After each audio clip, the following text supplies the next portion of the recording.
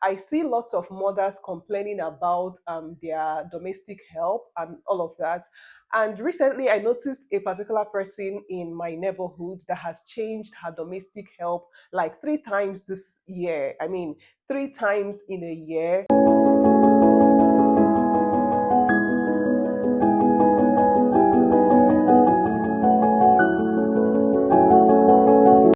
Hi guys, welcome back to my channel. It's your girl Emanuela Obasubi.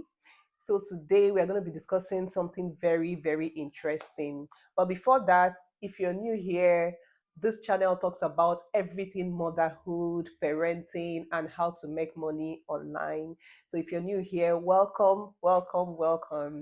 Please don't forget to click on the subscribe button and subscribe. Click on the notification button for notifications each time I drop a video so you get the notification. Thank you. So with that being said, let's get right into the video of today. So today we're going to be discussing something very important. I see lots of mothers complaining about their domestic help and all of that. And recently I noticed a particular person in my neighborhood that has changed her domestic help like 3 times this year. I mean, 3 times in a year. And to me, I'm like, wow.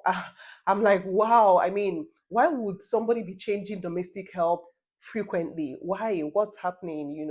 And this is someone that has 3 children that are less than 6 years. And then you find yourself changing domestic help each time. I mean, frequently you keep changing domestic help. The only thing I think of when I think of the woman, the only thing I think of is the well-being of the children. I think of the well-being of the children, because I mean, it's not easy leaving your children with people.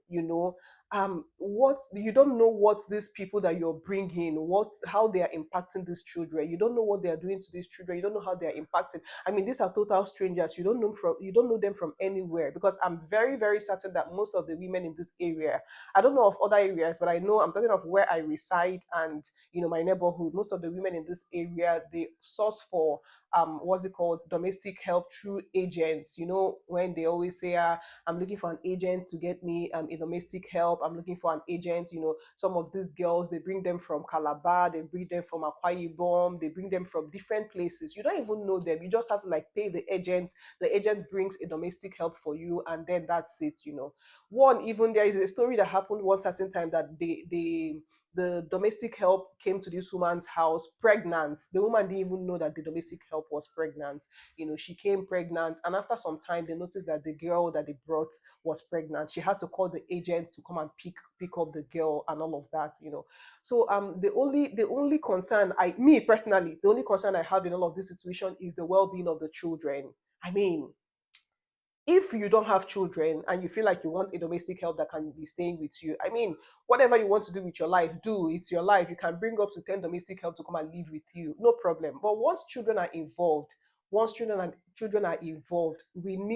as mothers, we need to be very careful how we bring these strangers into our home, all in the name of helping us out with our children. I know motherhood can be so stressful, it can be so tasking, it can be so, I mean, especially for mothers that work, I mean, those that have 9 to 5 jobs, it's very stressful, taking care of your children and also going to work. You definitely need an extra hand to watch over these kids for you.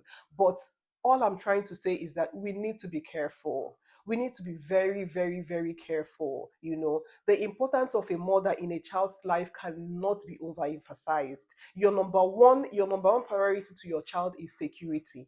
Yes, your number one priority to your child is security. You need to make sure at each point that your child is secure, your child is safe. So all I'm trying to say is that if you're bringing a domestic help to your house, try and make sure that you know this person. I mean, you know this person from you know this person very well. You get, try and make sure that you're bringing someone that you know this person very well. Maybe you know the person's family. Maybe it's someone they brought from your village, someone they brought from your state or something. At least if there is anything, you can trace this person back home. You know this person's roots back home. But this idea of so many mothers, especially in Nigeria, because I reside in Nigeria. This idea of so many mothers in Nigeria getting agents to get domestic helps for them, To me, it doesn't make sense. It doesn't make sense. Are you thinking about the security of your children? These are people that you don't know. These are helps that you don't know. And then you feel very comfortable leaving your children in the care of these domestic helps. The security of your child is something that is so paramount, it's something that is so, so important. And it's your duty as a mother or parent to ensure that your kids are safe with whoever you're leaving them with. So, with that being said, there are some things that you have to look out for while getting a domestic help for your children. First of all, ensure that you know this domestic help very well. Please and please, dear mothers, I know life is actually very difficult, and I know motherhood is very, very demanding. You can't do it alone, yes. But please, while sourcing for a domestic help, ensure that you're getting someone you know. Ensure that you're getting someone you know. It could be someone from your village, it could be someone from maybe your church, it could be someone from your neighborhood, it could be someone from, I mean, someone related to your husband, someone related to your I mean, just let it be, let there be, a relation, like let there be a connection with this person. At least if they say, where did you get this person from, you can say, okay, I got her from my husband's village, I got her from my own village, I got her from the church, I got, at least there should be something relating you and this person, directly or indirectly. Let it be someone you know. Don't rely on the services of agents to get you a total stranger, to get you someone from somewhere that you don't know. For the safety of your children, please and please, for the safety of your children. So, this is the first thing that you should look out for, while getting a domestic help for your children. First of all, ensure that you know this person, you're getting a help that you know somehow, someone that is kind of related to you, please. Secondly, while getting a help for your child or a help for your children or a domestic help for your home, ensure that once the person arrives, you take this person to the clinic for necessary medical checkup. Is very, very important. Don't allow someone to sleep in your house, even if it's for a day, without running some tests, some specific tests on this person. You could run HIV tests, pregnant, if the person is if the help is a female, you can do pregnancy test, HIV test, hepatitis tests, tuberculosis test, all of these tests, all of these things. Do a thorough medical checkup on your help before you allow them to start staying with you, for the security of the children, for the security, even your own security. It's very, very necessary. It's very, very, very necessary. This medical checkup cannot be overemphasized. Medical checkup for domestic helps is very, very necessary. Regular, don't just do it once and then leave it. Regular medical checkup, at least if you do it the first time they arrive, in the next 6 months, you do another test, just to be sure that, okay, this person is thoroughly safe from whatever medical issue that is out there, you know. And thirdly, when getting a domestic help, please ensure that you take the person for prayers. Yes, if you're a very someone that is very spiritual and all of that, you can take this person to your church and ask your what's it called, your leaders in the church. It could be your pastor, it could be your priest, to pray for this person.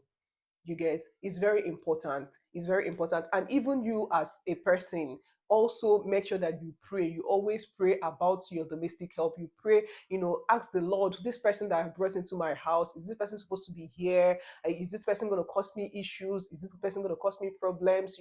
Just always inquire from the Lord, the person that you're living with, how it is spiritually with that person. Don't make the mistake of bringing any person and then there is no prayers, no anything. I mean, it's really not right. The days are evil. The days are really, really evil. So you have to be spiritually strong. You have to be spiritually strong. So always ensure that when you bring a domestic help in your house, let there be prayers, to welcome this person, and also to ensure that everything is safe spiritually, you get. And then again, it's our duty as mothers to ensure that these kids that we are bringing into our home are well taken care of. You cannot go and bring someone's child into your home and expect that, I mean, you'll be treating the person anyhow. It's not fair. It's not fair. So if you're bringing people into your home to help take care of your kids, or to help take care of the home, ensure that they are well taken care of. It's either they are you're sending them to school, or you have an agreement of paying them monthly, or you have an agreement of maybe registering them for skill acquisition or something. They could learn one or two skills, to better themselves and all of that. So I mean, once you get it right with this domestic helps. I believe that once you get it right with this domestic helps, I mean, they are going to feel comfortable staying with you. They are going to feel comfortable staying in your home, because how you treat them really, really matters. It goes a long way. How you treat them matters a lot. It determines how long they're going to stay with you and all that. Although I know that, I mean, there are still some helps that you bring into your home, no matter how good you treat them. No matter how good you treat them, they would definitely treat you in a very bad way. They might wake up one morning and say they don't want to stay again and all of that. I mean, people have their different personalities and different character and different issues, you get. But at least within yourself, just try as much as possible to make sure that the person you're bringing into your home is well taken care of. You get, at the long run, if the person decides to like leave you and go, at least your conscience will not judge you. You have a clear conscience that, okay, this person, I brought this person and I treated this person well, and but again, ensure that, please, mothers, ensure that you don't keep changing domestic help every. I mean, I don't subscribe to that. I don't subscribe to constantly changing domestic helps. Today you have one, next tomorrow you bring another one, next tomorrow you bring another person. I mean, pity your children now. Pity your children. Consider your children. You get. Consider the well-being of your kids. You get. So it's really, really advisable that whoever you're bringing into your home, is at least gonna stay long. At least the person is gonna stay like 2 years, 3 years, 4 years with you before you think of changing the person and bringing another person. Please, please. Or worst come to worst, you can, if you're not lucky with, because there are some people that are not really lucky with domestic helps, right? If you're one of those women that are not really lucky with domestic helps, you can arrange with your kids school, your children's school, for your children to be staying after school. There are some schools that run after school services, like the school will close by 2 p.m., and then parents are allowed to come and pick their children by 5 p.m. latest. So you can pay for such services, extra classes for your children. Let them stay longer in school. So you go to work by 9, and then you come back by 5 and pick your kids from the school. That way you are sure that, okay, your kids are in school and they are safe. And during the holidays, you can also arrange with the school, or you can arrange with any of the teachers in the school to help you take care of your kids while you're working. So all of these things can actually be put in place for the security of our children.